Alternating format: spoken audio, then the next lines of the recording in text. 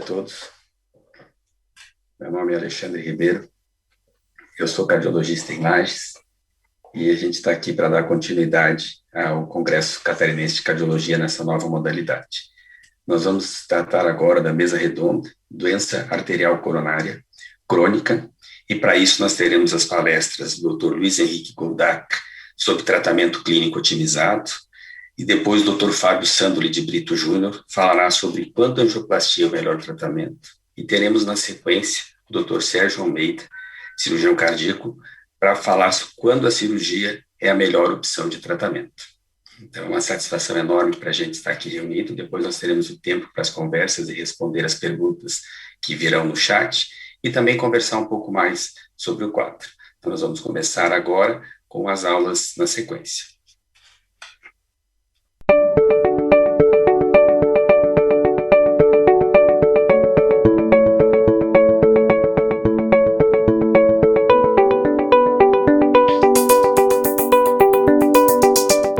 Olá, eu quero agradecer o honroso convite para participar do Congresso Catarinense de Cardiologia, que em tempos difíceis como ainda estamos vivendo, mantém a tradição de levar o seu congresso divulgando informação científica e quem sabe num futuro próximo nós possamos estar ao vivo com os colegas aí de Santa Catarina. E o tema que me foi proposto é a discussão dentro do cenário da doença arterial coronária crônica, o que seria o tratamento clínico otimizado. Essa é a minha declaração de potenciais conflitos de interesse, nenhum que afete o conteúdo dessa apresentação. Para a gente discutir o tratamento clínico otimizado, cabe aqui uma referência em relação a como nós entendemos hoje essa doença. E é interessante porque no último documento da Sociedade Europeia de Cardiologia, publicado em 2019, revisitado em 2020, nós somos surpreendidos quando da apresentação desse documento de uma mudança de terminologia em relação ao documento anterior. Notem os senhores que no documento de 2013 havia uma referência à doença arterial coronária estável. E agora nós estamos discutindo síndrome, a síndrome coronariana crônica. E os autores desse documento, e eu entendo de maneira muito adequada, reconheceram que existe uma natureza dinâmica por detrás da doença arterial coronariana, resultando em várias apresentações clínicas, que podem, e normalmente o são, convenientemente categorizadas como síndromes coronarianas agudas ou agora síndromes coronarianas crônicas. Mas mais do que essa multiplicidade de apresentações, um paciente com evento agudo, em oposição a um paciente com período de maior ou menor estabilidade, quando nós discutimos síndrome, nós devemos lembrar que a isquemia miocárdica tem múltiplas etiologias, que não apenas aquela tão familiar aos cardiologistas, como a estenose fixa, o estreitamento de um vaso epicárdico maior, levando angina de peito, angina esforço induzida. Hoje nós reconhecemos os distúrbios vasomotores do sistema coronariano, levando a angina vasoespástica e cada vez ganhando espaço maior na fisiopatologia da isquemia miocárdica e, portanto, da angina do peito, a angina microvascular. E lembrar que mais de um mecanismo pode coexistir no mesmo paciente. Portanto, falar do tratamento clínico otimizado na síndrome coronariana crônica também prevê um entendimento fisiopatológico desta condição, para que aí sim se defina qual a melhor estratégia para esse paciente. Mas qual é a definição do tratamento clínico otimizado? E eu coloquei aqui nesse título uma chamada provocativa, porque muito se debate sobre o tratamento clínico otimizado, as diretrizes, eu vou compartilhá-las em alguns minutos com os senhores, mas será que nós de fato oferecemos isso aos nossos pacientes? Qual é a definição atual? E eu fiz questão de retirar essa definição do último documento da diretriz europeia, porque ela é muito clara em relação ao que vem a ser, ao que deve ser o tratamento clínico otimizado de pacientes com síndrome coronariana crônica. Porque ela deve contemplar, não importa qual estratégia, inclusive a estratégia intervencionista, quando necessária em alguns pacientes, ela deve oferecer aos nossos pacientes a melhor qualidade de vida e a maior longevidade possível. E a definição textual de tratamento clínico otimizado envolve aquele tratamento que, portanto, contempla esses pilares do tratamento da síndrome coronariana crônica, quais sejam o controle ótimo de sintomas e a prevenção de eventos cardiovasculares associados à síndrome coronariana crônica. Obviamente, com a aderência máxima do paciente a essa proposta terapêutica e com eventos adversos mínimos. Controle ótimo de sintomas, cardioproteção, boa aderência, mínimo efeito adverso. No entanto, os autores reconhecem que não existe, isso é importante, não existe uma definição universal a priori do tratamento ótimo. Porque nós, muitas vezes, não conseguimos antecipar a resposta terapêutica do nosso paciente, por exemplo, a controle de sintomas, quando definimos uma estratégia. Portanto, a definição do tratamento clínico é uma definição a posteriori, se de fato ela controlou os sintomas, por exemplo, dos nossos pacientes anginosos. E essa estratégia deve ser adaptada às características individuais e às preferências dos nossos pacientes. E a exemplo do que hoje nós vemos em outras condições, como a hipertensão arterial e muitas vezes no diabetes mellitus, a terapia inicial normalmente envolve uma combinação de fármacos para controle ótimo de sintomas e, obviamente, os medicamentos para prevenção secundária no contexto da doença aterosclerótica, da doença cardiovascular. E essa escolha da terapia antianginosa depende de uma série de características, como a tolerância antecipada do paciente a essa estratégia, qual é o perfil hemodinâmico desse paciente em termos de pressão arterial, de frequência cardíaca, quais são as comorbidades, presença de diabetes, doença pulmonar obstrutiva crônica, doença arterial periférica, algum grau de disfunção renal crônica, enfim, é desse conjunto, dessa análise dessas variáveis que o cardiologista clínico deve, portanto, definir a sua estratégia inicial. E mais ainda, e finalmente, não se sabe se uma combinação de 2 agentes antianginosos seria superior à monoterapia com qualquer classe antianginosa na redução de eventos cardiovasculares. Todos os estudos que tentaram mostrar a redução de eventos com os antianginosos, exceção a cenários muito específicos, como na disfunção ventricular esquerda após o infarto recente, falharam em mostrar esse impacto prognóstico. Controle ótimo de sintomas, sim, impacto prognóstico ainda não contemplado. Mas muito bem, se nós temos essa definição tão clara, nós estamos oferecendo isso aos nossos pacientes? Infelizmente não. Notem nesse estudo, nesse levantamento, com mais de 1.200 pacientes em 25 centros nos Estados Unidos, o número de medicações antianginosas usadas em pacientes que permaneciam sintomáticos. E notem, os senhores, que 43% desses pacientes, quase a metade deles estava recebendo nenhuma ou apenas uma medicação antianginosa, a despeito de estarem sintomáticos. Portanto, nós temos o conceito, mas ele é pouco implementado. E quando nós consideramos as diretrizes para encaminhar um paciente para a revascularização, notem os senhores que em termos de controle de sintomas, nós temos bem claro isso, que se nós considerarmos um procedimento de revascularização para controle ótimo de sintomas, nós devemos ter uma estenose coronária hemodinamicamente significativa, ou seja, associada à isquemia miocárdica, na presença de angina limitante ou seu equivalente, com uma resposta insuficiente à terapia médico-otimizada, reforçando que o paciente a ser encaminhado para um procedimento de revascularização para controle de sintomas deva estar sob terapia médica otimizada e aí sim, diante de uma falha de controle de sintomas, consideraríamos a revascularização. Notem que, novamente, nós não estamos fazendo isso. Nesse outro levantamento, com mais de 300 mil pacientes encaminhados para angioplastia eletiva, intervenção coronária percutânea eletiva, notem que 1/3 desses pacientes não estava recebendo medicação antianginosa. E apenas menos de 20% desses pacientes estariam sob 2 medicações antianginosas, pelo menos, para controle ótimo de sintomas, antes que se considerasse a intervenção a revascularização. Portanto, nós temos o conceito, mas ele é pouco implementado. E nós olhamos isso, por exemplo, no estudo CURAD, quando depois de 3 anos de segmento, não houve diferença entre o braço intervenção mais tratamento clínico otimizado versus o tratamento clínico otimizado, mas notem que mais de 40% desses pacientes permaneciam sintomáticos em uso da terapia tripla hemodinâmica, os beta-bloqueadores, os antagonistas dos canais de cálcio ou os nitratos de ação prolongada, mostrando que nós podemos e devemos fazer mais para controle de sintomas nessa população.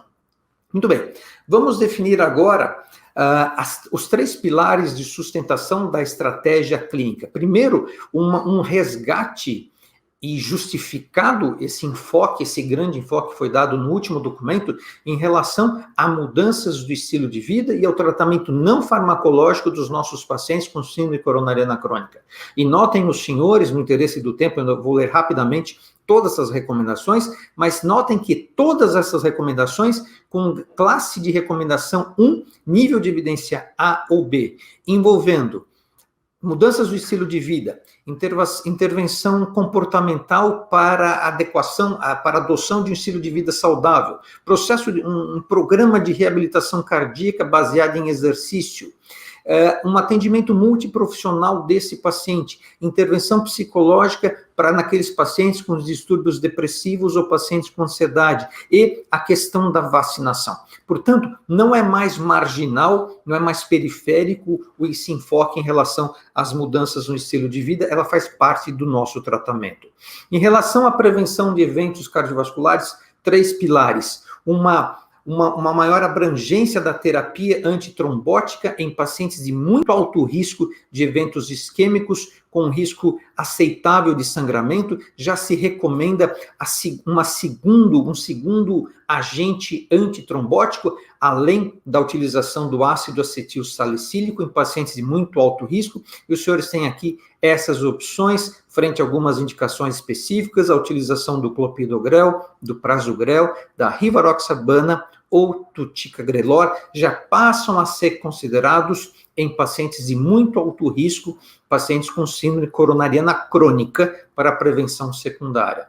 O outro pilar de sustentação da prevenção, a terapia hipolipemiante, também indiscutível seu papel no paciente com síndrome coronariana crônica, e aqui uma abertura que, além das estatinas, da utilização do ezetimibe e, mais recentemente, dos inibidores da PCSK9, há uma abertura de que em pacientes que vivenciaram um segundo evento cardiovascular de qualquer natureza, diferentemente do primeiro, inclusive, dentro de 2 anos, a sua meta lipídica pode ser ainda mais agressiva, já que esse paciente, em vigência de tratamento, experimentou um segundo evento. E, finalmente, em termos de cardioproteção, o uso de bloqueadores do sistema renina-angiotensina, preferencialmente os inibidores da enzima de conversão, para a redução de eventos cardiovasculares. E essa recomendação, bem os senhores vão se lembrar do grande estudo Europa, em que mais de 13 mil pacientes com síndrome coronariana crônica, na ausência de disfunção ventricular, foram randomizados para a terapia médica ótima ou terapia médica ótima com perindopril, e essa estratégia associada ao perindopril determinou uma redução da ordem de 20% dos eventos cardiovasculares maiores. E a segunda grande indicação para o uso de bloqueadores do sistema na renina-angiotensina seria naqueles pacientes que, além de terem síndrome coronariana crônica, têm outras condições associadas, como a insuficiência cardíaca, hipertensão ou diabetes. E, finalmente, para controle de sintomas, a grande novidade foi que nós saímos daquela estratégia de primeira linha, segunda linha, e passamos por uma estratégia passo a passo. É uma diferença sutil que, na verdade, reflete ainda um certo engessamento no tratamento do paciente com síndrome coronariana crônica para controle de sintomas, e o que os senhores têm aqui, 5 perfis, 5 estratégias, a terapia padrão, ainda baseada em beta-bloqueadores ou antagonistas dos canais de cálcio, aqueles pacientes com frequência cardíaca mais elevada ou menos elevada, pacientes com síndrome coronariana crônica e disfunção do ventrículo esquerdo, e pacientes com níveis tensionais mais baixos. Mas o mais importante, Talvez o grande avanço é que nós estamos caminhando rumo à individualização do tratamento do paciente com síndrome coronariana crônica, de novo, a exemplo do que foi feito na hipertensão, do que foi feito no diabetes. E, portanto, os autores dizem que, apesar de recomendarem esses perfis, a estratégia deve ser atualizada, individualizada para cada paciente e não necessariamente seguir os passos aqui indicados. E é interessante porque eles reconhecem que, embora tenham recomendado os beta-bloqueadores, os antagonistas de cálcio, como primeira opção, nenhum estudo clínico randomizado comparou essa estratégia a uma estratégia alternativa para saber se ela seria mais ou menos eficiente, eficácia para controle de sintomas, e como já mencionei, a redução de eventos clínicos permanece uma questão aberta. Uma mudança é que hoje, por exemplo, trimetazidina foi revisto a sua localização dentro desse algoritmo e passou a ter um grau de recomendação 2A, a exemplo da diretriz brasileira, e também houve uma outra abertura, exatamente para contemplar essa individualização, que em pacientes selecionados, a combinação de um beta-bloqueador, um antagonista de cálcio com qualquer outro agente, pode ser considerada para a primeira linha de tratamento, de acordo com a frequência cardíaca, a pressão arterial e a tolerância. Assim, não devemos aguardar o paciente evoluir com uma angina refratária para considerarmos outros agentes em combinação aos beta-bloqueadores ou antagonistas de cálcio. E nós vimos que agora no Brasil nós tivemos a trimetazidina chegando numa nova apresentação de 80 miligramas, que em dose única leva a um controle eficaz dos sintomas de angina e uma redução do consumo de nitratos de ação rápida, mostrando um papel relevante no controle sintomático desses pacientes, com impacto na limitação funcional. Notem aqui uma redução dos pacientes com angina funcional classe 3 e um aumento do percentual de pacientes em classe funcional 1. Assim, eu concluo a minha apresentação dizendo que o tratamento clínico otimizado na síndrome coronariana crônica prevê a análise global desse paciente. Qual é o seu perfil hemodinâmico? Quais são as comorbidades? Oferecer estratégias não farmacológicas, tratamento clínico otimizado para controle ótimo de sintomas e prevenção cardiovascular. E eu finalizo lembrando do grande William Osler, que disse que o bom médico trata a doença. O grande médico trata o paciente que tem a doença. E é isso que nos convida a última diretriz em relação ao tratamento de pacientes com síndrome coronariana crônica. Muito obrigado pela atenção e eu fico aberto a quaisquer questionamentos.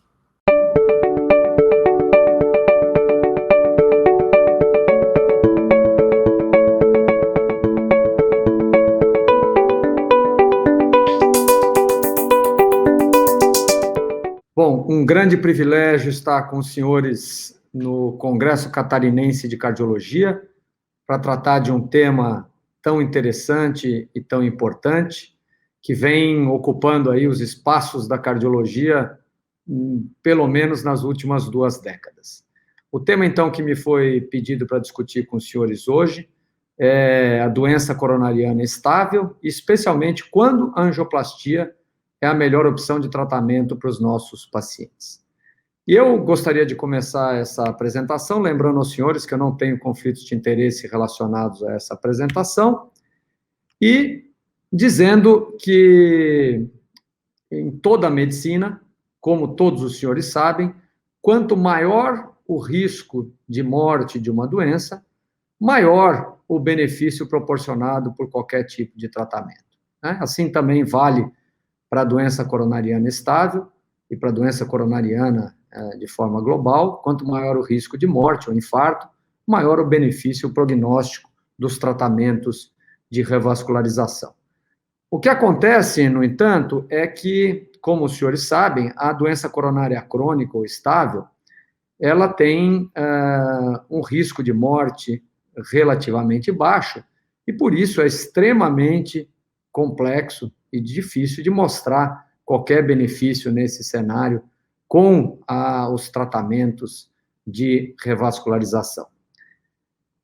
Quando nós consideramos ainda os diversos estudos que foram realizados, que incluíram especialmente pacientes de baixo risco, então, essa questão colocada, ela se torna ainda mais importante. Vejam que nos principais estudos clínicos que avaliaram o tratamento de revascularização percutânea em doença coronariana estável, especialmente naqueles em que esse tipo de tratamento foi comparado ao tratamento clínico otimizado, vejam que pacientes mais graves, pacientes de maior risco, foram excluídos na sua grande maioria. Pacientes com insuficiência cardíaca ou refratariedade ao tratamento clínico foram excluídos. Pacientes com lesões de tronco de coronária esquerda, como os senhores sabem, são de maior risco, foram excluídos. Pacientes com disfunção ventricular grave foram excluídos. E também aqueles pacientes, na maioria dos estudos, à exceção do estudo isquímia, que nós vamos discutir mais para frente, excluíram pacientes que tinham critérios de alto risco nas provas funcionais também. Então, incluindo pacientes de menor risco, ficou ainda mais difícil de se demonstrar benefícios em desfechos duros com esse tipo de tratamento. E, nessa meta-análise publicada já há quase 15 anos, vejam que não houve diferença em termos de mortalidade quando se comparou o tratamento intervencionista, a intervenção coronária percutânea, quando comparado ao tratamento clínico otimizado, não houve nenhuma diferença em termos de mortalidade.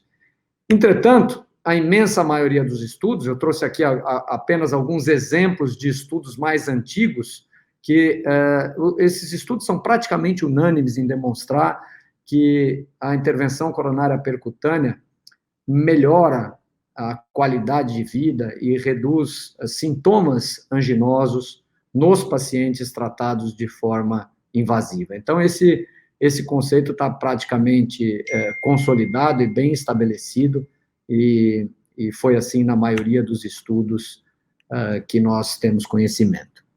E, dentre esses estudos, eu trouxe aqui para discutir com os senhores, especialmente os 3 estudos que eu considero os mais importantes que fizeram essa comparação da intervenção coronária percutânea versus o tratamento clínico otimizado. O primeiro desses estudos, vão ser 3, como eu mencionei. O primeiro deles é o estudo COURAGE, todos os senhores conhecem. O estudo COURAGE já tem também quase 2 décadas, mas as mensagens desse estudo persistem até hoje. E como os senhores sabem, não houve diferença em termos de morte ou infarto quando nós comparamos o tratamento intervencionista com o tratamento clínico otimizado nesse estudo, lembrando que esse estudo COURAGE também selecionou pacientes de menor risco, e vejam que apenas 6,4% dos pacientes elegíveis por estudo foram, na realidade, incluídos no estudo. A imensa maioria, 93,6%, foram excluídos por algum critério de exclusão desse estudo. Mas ficou claro com o estudo COURAGE, embora não tenha existido diferença em morte e infarto, houve, sim, benefício em reduzir sintomas anginosos aos 3 meses, 1 ano e 2 anos, depois esse benefício se perdeu, e também na quantidade de medicamentos antianginosos utilizados por esses pacientes. Lembrando, e isso aqui é extremamente importante, que a imensa maioria dos pacientes incluídos no braço de tratamento clínico otimizado do estudo COURAGE, que de fato tinham episódios de angina frequentes, ou diários, ou semanais, vejam aqui que aproximadamente 40%, talvez mais de 1/3, com certeza, dos pacientes desse braço que tinham angina com frequência acabaram fazendo crossover para o grupo de intervenção e acabaram recebendo a intervenção coronária percutânea. Então, no estudo COURAGE, essa mensagem também ficou clara e consolidada de que não houve benefício em termos de redução de morte e infarto, mas houve, sim, melhora nos sintomas anginosos e na quantidade de medicações anginosas utilizadas pelos pacientes. Um outro estudo extremamente importante que eu trago aos senhores é o estudo FAME-2, um estudo também que já tem mais de 1 década, um estudo extremamente importante, que utilizou para guiar o tratamento intervencionista ou o tratamento clínico, utilizou um método que é muito difundido hoje em dia, que é a avaliação funcional invasiva, conhecida como FFR, ou Fractional Flow Reserve, como os senhores sabem. Esse estudo, ele teve um desenho bastante interessante. Ele pegou pacientes que tinham FFR abaixo de 0,80, ou seja, com isquemia documentada por esse método de avaliação funcional invasivo, e randomizou esses pacientes que tinham isquemia documentada para fazer a intervenção coronária percutânea ou para o tratamento clínico otimizado.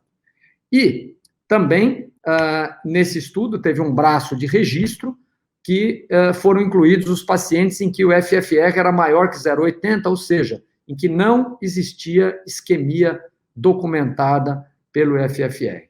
Então, os resultados desse estudo, depois de 3 anos de acompanhamento, vejam aqui em azul que os pacientes que fizeram a intervenção coronária percutânea e que tinham isquemia documentada pelo FFR, evoluíram de forma muito semelhante àqueles pacientes que não tinham isquemia documentada e que foram incluídos no registro, e tiveram desempenho melhor, um desempenho superior àqueles pacientes que tinham isquemia documentada e que acabaram ficando em tratamento clínico otimizado.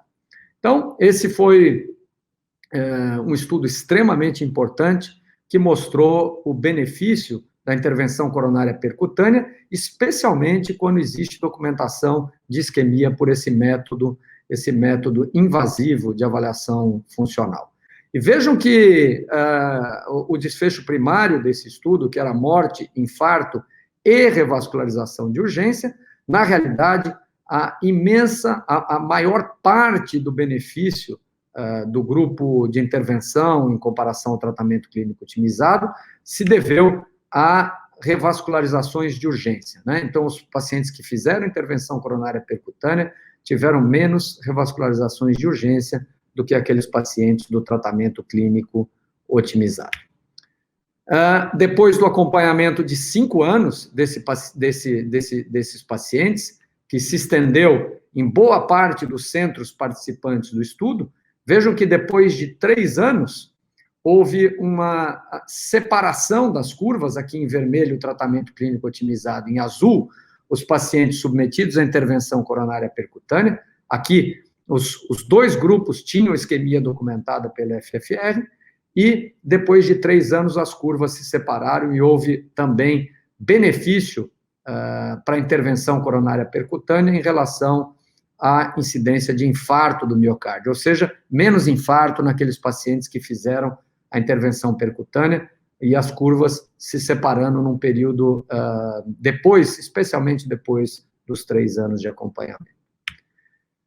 E, por fim, o terceiro estudo, talvez o mais importante desses 3, o estudo Isquímia, que pela primeira vez incluiu pacientes com isquemia moderada ou isquemia importante documentada por métodos não invasivos. Lembrando que esses pacientes faziam uma angiotomografia antes de serem randomizados para excluir lesão de tronco da coronária esquerda, e depois eram randomizados para o braço invasivo, intervenção coronária percutânea, obviamente sempre associado ao tratamento clínico otimizado, versus o tratamento clínico otimizado isolado. E no estudo Isquímia, vejam que o desfecho primário, morte, infarto e AVC e hospitalização por insuficiência cardíaca ou angina, vejam que não houve diferença entre os grupos, um P de 0,34 com um hazard de 0,93.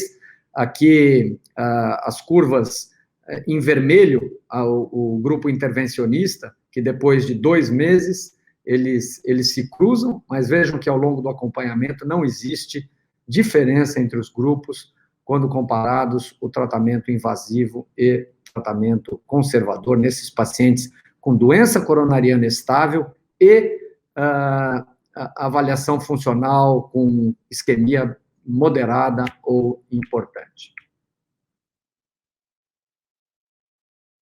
Quando nós analisamos apenas o desfecho morte vejam que também não houve diferença entre os grupos ao longo do acompanhamento, e a análise do desfecho infarto do miocárdio, vejam que aqui as curvas são bastante parecidas àquelas do estudo FAME que eu mostrei aos senhores.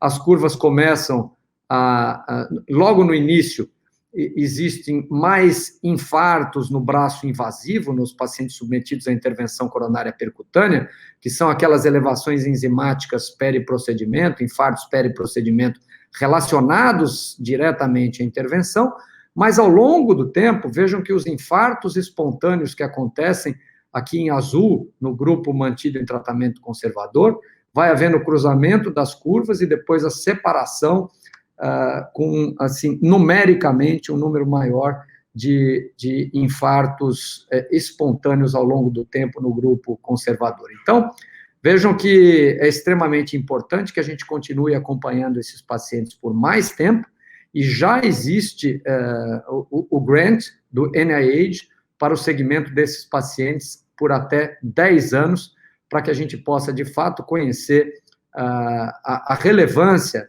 desses dois tipos de tratamento. Nesse cenário de doença coronariana estável com isquemia moderada é importante, por um tempo de acompanhamento mais prolongado dos nossos pacientes. Por fim, eu trago essa meta-análise, existem algumas meta-análises publicadas, essa é publicada no Circulation em 2020, já incluindo esses estudos mais contemporâneos, comparando intervenção coronária percutânea versus o tratamento clínico otimizado, e vejam que essa meta-análise é um resumo de tudo isso que nós falamos aqui. Não existiu diferença quando foram incluídos todos esses estudos em mortalidade por todas as causas, não houve diferença em mortalidade de causa cardiovascular, quando comparado o tratamento intervencionista versus o tratamento clínico otimizado. Também, quando se considera de forma global infarto do miocárdio, não existe diferença entre os dois tipos de tratamento, mas os infartos periprocedimentos, é natural imaginar que esses aconteçam com maior frequência em quem é submetido à intervenção, que acontecem logo depois da intervenção, mas os infartos espontâneos, eles acontecem mais frequentemente naqueles pacientes mantidos no grupo de tratamento clínico otimizado, e o grupo intervencionista teve uma redução de 24% na ocorrência de infarto espontâneo, ou seja, aquele que acontece ao longo do segmento dos nossos pacientes. A questão já mencionada desde o início dessa apresentação, também ficou clara nessa meta-análise que os pacientes submetidos ao tratamento intervencionista, eles têm o maior alívio dos sintomas anginosos e menor ocorrência ou menores taxas de internação por instabilização do quadro anginoso.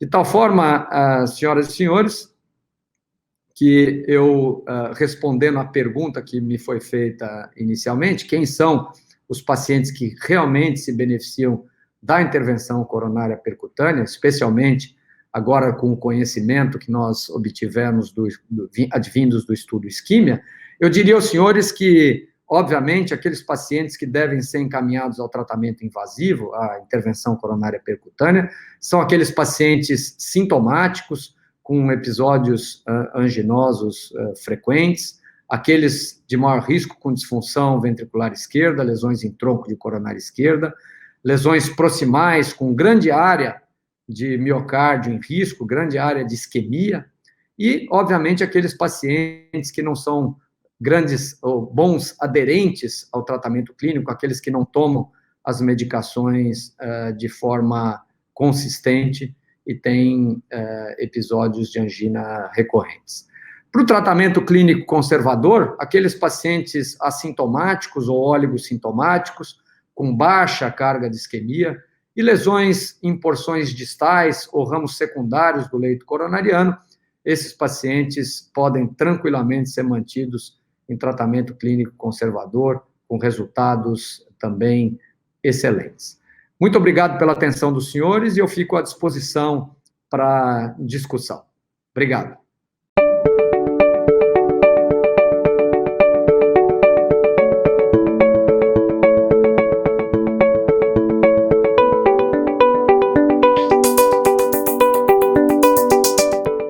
gostaria de agradecer inicialmente à comissão organizadora por esse honroso convite e cumprimentar os meus colegas de mesa, que tenho certeza que muito vou aprender aqui hoje nesse debate. Numa atitude inicial e provocativa, eu gostaria de construir com os senhores um raciocínio e, para isso, eu tomo a liberdade de mudar um pouco a pergunta que me foi feita. A pergunta que me foi feita é quando a cirurgia é a melhor opção de tratamento. E o que eu gostaria de propor? Quando a cirurgia não é a melhor opção de tratamento. Sobre esse tipo de colocação, nós vamos debater hoje aqui em cima de trabalhos. Um outro ponto extremamente importante, quando se avalia a indicação de revascularização, de alguma intervenção na doença coronariana, os guidelines eles são muito sustentados nisso, mas principalmente na questão se nós estaremos mexendo em prognóstico ou em sintomas dos pacientes. O tratamento clínico da doença coronariana, ele ganhou muito corpo e hoje ele é talvez o principal pilar de tratamento do doente crônico. Aqueles pacientes que acontece uma falência no tratamento clínico ou naqueles pacientes em que o tratamento clínico não consegue interferir no prognóstico, é que ficam para serem submetidos a algum procedimento invasivo, digamos assim. E os guidelines são muito sustentados quando há a necessidade desse tipo de tratamento.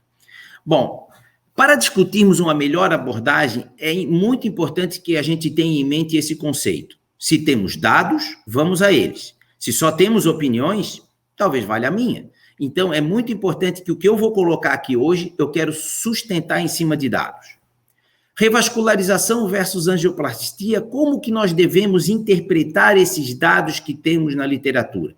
Eu vou fazer alguns questionamentos e vou dar algumas respostas. Essas respostas eu vou sustentar em cima de trabalhos e dados da literatura que vou apresentar no decorrer dessa minha fala. Primeiro, os trials correspondem aos pacientes da prática médica diária em termos de gravidade? Não. Usualmente são pacientes selecionados, com doença coronariana menos severa. Procurem comparar com os seus pacientes de consultório aqueles trials que os senhores leem. Segundo, duração do follow-up.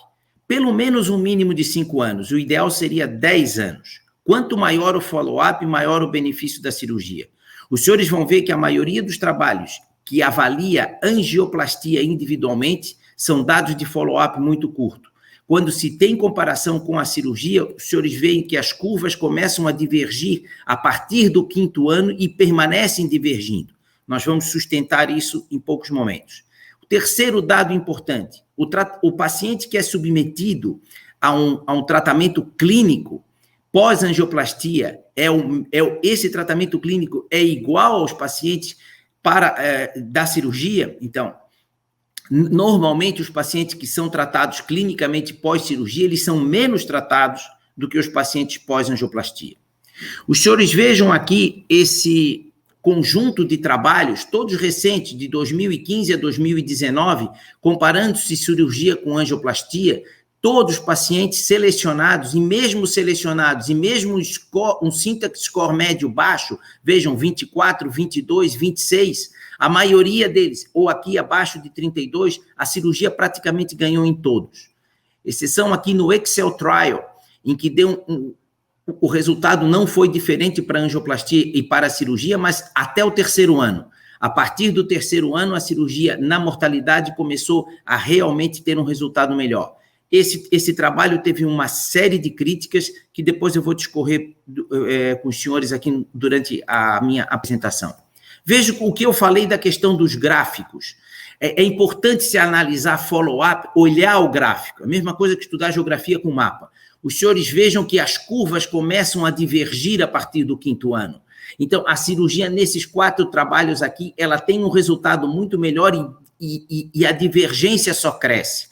Lembrando do que o nosso paciente hoje é um paciente cada vez mais jovem e que nós temos o compromisso do tratamento a longo prazo.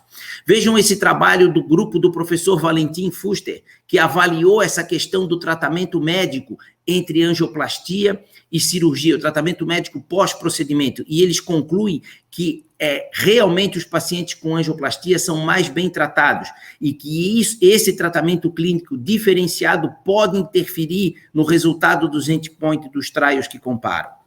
Vejam esse outro trabalho que foi publicado no JACC em 2018, que é uma comparação entre cirurgia em pacientes triarteriais diabéticos e angioplastia. A divergência das curvas progressivas no 8º ano. Syntax médio score aqui, 26 apenas. E um outro dado muito importante desse trabalho, mesmo se comparando os 3 níveis de Syntax, baixo, médio e alto, a cirurgia ganhou em todos os níveis da angioplastia. E vejam que no 5º ano, as 3 curvas de cada procedimento, ou seja, de cada nível de Syntax, elas tendem a ter uma divergência progressivamente maior. Esse é um dado muito importante de se ter a visualização de se estudar os pacientes a longo prazo. Os senhores sabem, e isso é mais uma confirmação do que eu estou dizendo, o Syntax Trial, quando foi publicado 1 ano de resultado, não houve diferença entre cirurgia e angioplastia. Porém, no 5º ano, quando ele foi concluído, a cirurgia continuou sendo o tratamento ouro para pacientes de lesão em 3 vasos.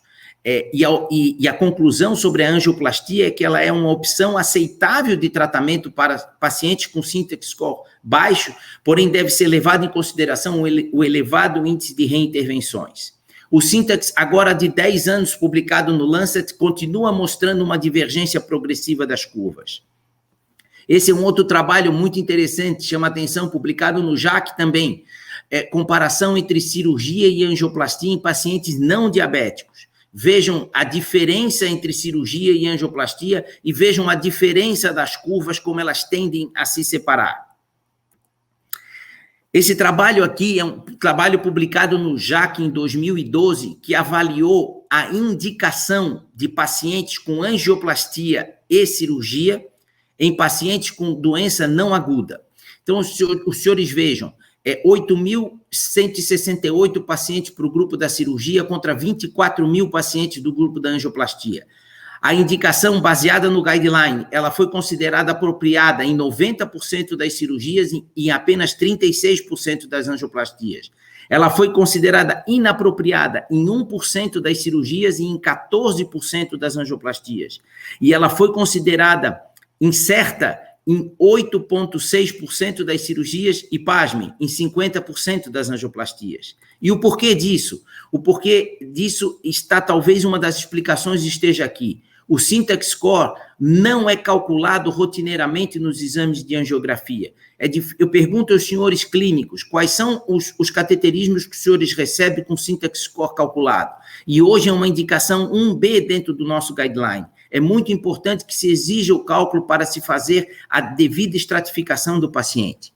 Quando se compara a doença coronariana com disfunção ventricular, a associação, por exemplo, nesse trabalho de tratamento clínico contra o tratamento cirúrgico, a cirurgia ganhou em todos os aspectos. Porém, esse trabalho tem que se levar em consideração muito importante. Propositadamente, eu trouxe ele aqui, que é um paciente que 20% do grupo de tratamento médico otimizado migrou para o grupo cirúrgico durante o trabalho, porém foi considerado, na análise final do endpoint, ficando dentro do grupo clínico. Isso é totalmente divergente da prática médica nossa diária.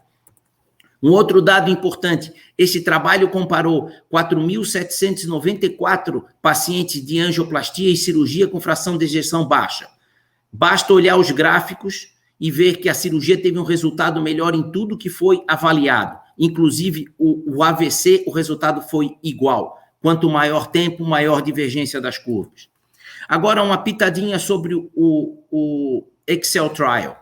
Foram pacientes selecionados com Syntax score abaixo de 33, a idade média dos pacientes 66 anos, Syntax médio 26.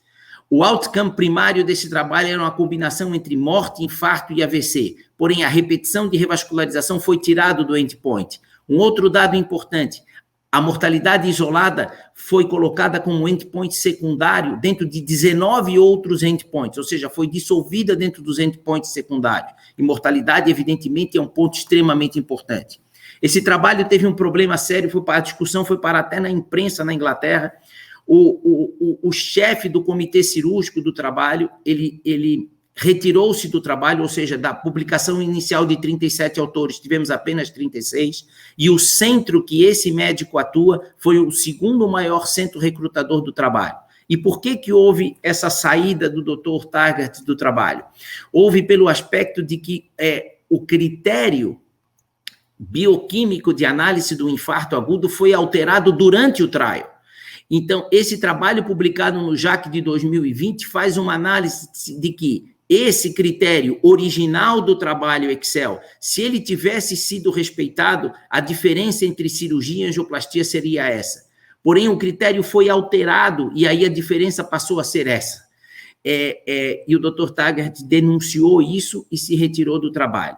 É importante salientar que esse trabalho está publicado no New England dessa forma que está aqui. Ele foi patrocinado pela Abbott, que participou no design do protocolo, na seleção e manejo dos sites.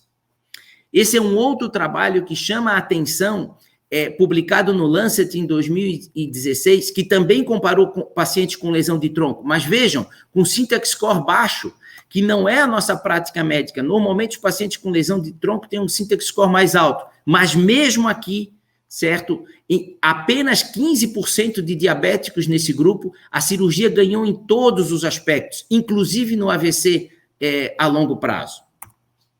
Se os senhores se lembrarem da prática médica diária dos senhores, os senhores vão ver que os pacientes que os senhores determinam algum tipo de indicação são os pacientes normalmente triarteriais, diabéticos ou não. Se nós formos olhar o guideline desse grupo de pacientes, a cirurgia tem uma supremacia gigante de indicação nesse grupo de paciente em relação à angioplastia, inclusive corroborada agora pelo downgrade da angioplastia em pacientes de lesão em múltiplos vasos, diabéticos e com syntax score menor que 23, ou seja, baixo.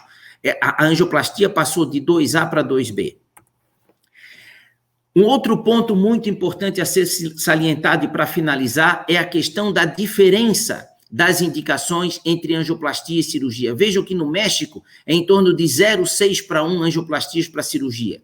Já na Inglaterra estamos em torno de 2 para 1. Mas vejam o salto mesmo dentro de países da Europa. Na França pula para 5, na Espanha de 8 para 1. Nos Estados Unidos hoje é 5 para 1. Agora, no Japão, na Coreia e na China é 20 para 1. Será que não estão sabendo ler os guidelines? Ou por que essa grande diferença? Talvez a explicação esteja aqui. É que o Heart Team, em termos de doença cardíaca, hoje ele tem sido muito usado em doença estrutural, válvula, mas não em doença isquêmica. E ele é uma recomendação 1C para doença isquêmica. Talvez essa grande variabilidade de indicações e esses de respeito ao guideline que a gente vê, seja um fator preponderante que passemos a exigir a presença de um Heart Team para discutir os nossos pacientes que têm necessidade de algum tipo de intervenção.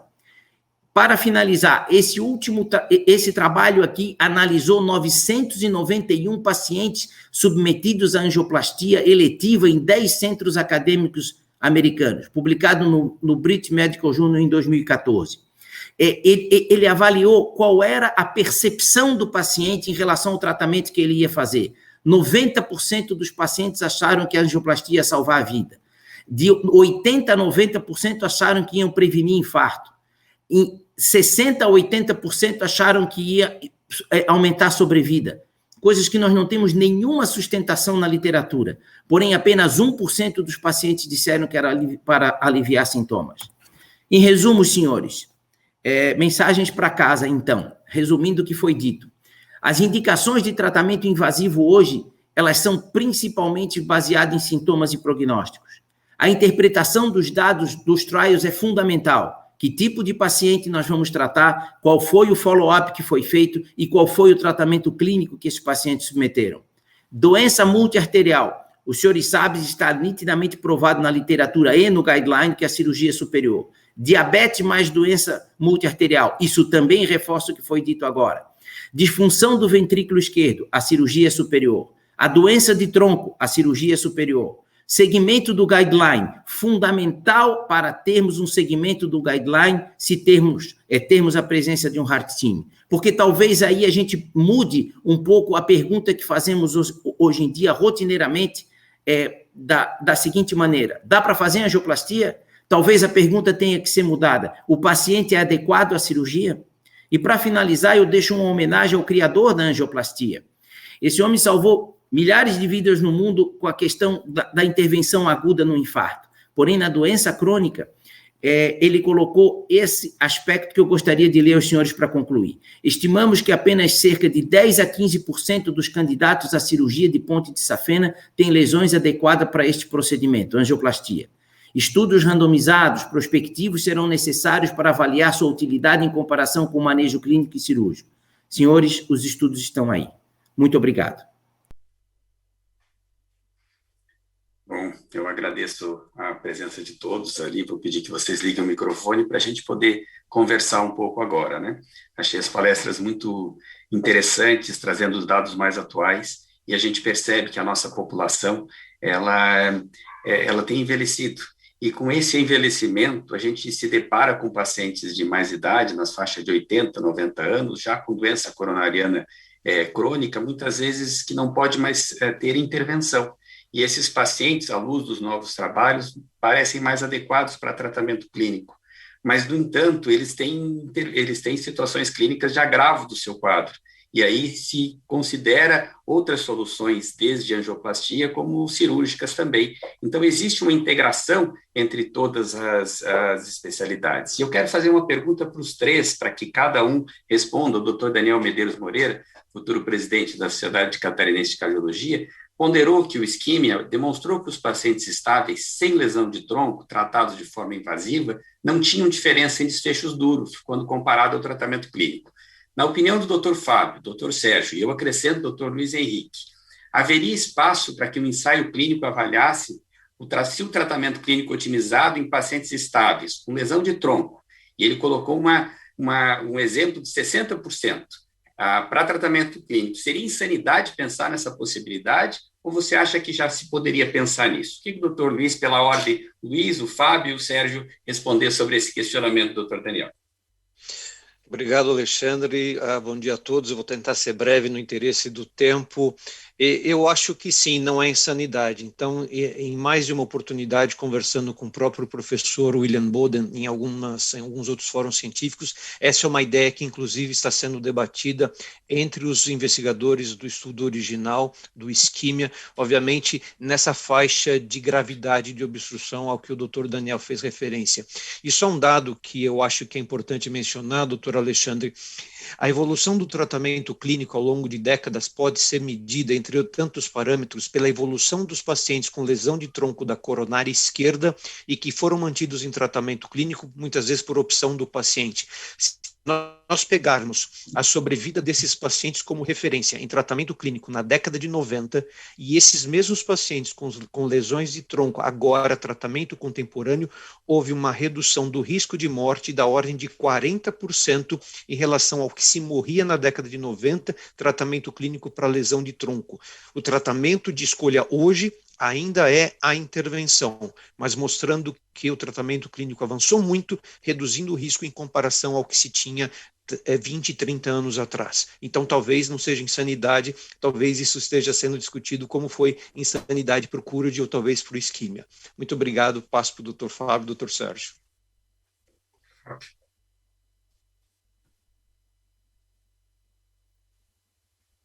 Pois não, doutor Fábio, pode dar sua opinião sobre essa condição?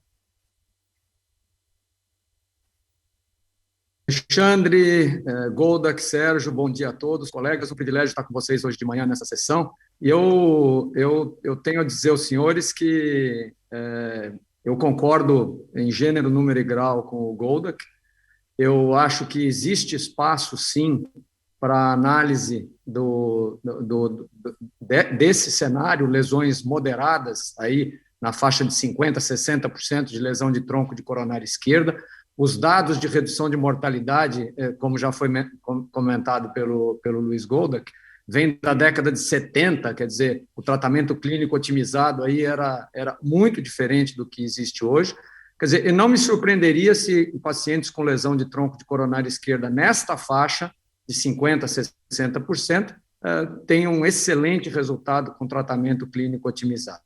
Lógico que aí a gente não está falando de lesão suboclusiva de tronco de coronária esquerda, que é um cenário completamente diferente, que a gente sabe que aí qualquer evento é fatal, né? Então, deixar claro que nessa faixa de lesões intermediárias do tronco da coronária esquerda. Eu queria, assim, brevemente dizer que hoje a grande discussão está nessa questão se a gente deve manter o paciente clínico otimizado ou se deve algum método de revascularização ou percutâneo, intervencionista transcatéter ou cirúrgico, né? A questão aí, se é um tratamento cirúrgico ou tratamento intervencionista, angioplastia coronária, stents, etc., depende muito da realidade local onde você está tratando o seu paciente. Lembrando que esses estudos clínicos, eles têm dados de mortalidade de revascularização cirúrgica na faixa de 1%, que na maioria dos centros do Brasil não é a realidade. Então, é importantíssimo que isso tudo seja contextualizado para que você possa oferecer o melhor tratamento para o seu paciente dentro do serviço onde você trabalha, conhecendo a realidade da estrutura do lugar onde o seu paciente vai ser tratado. Sérgio, sua opinião. Bom dia a todos, satisfação estar com vocês. Parabéns, Luiz e Fábio, pelas apresentações. Com certeza estou aprendendo, como disse lá na gravação, e hoje está se confirmando.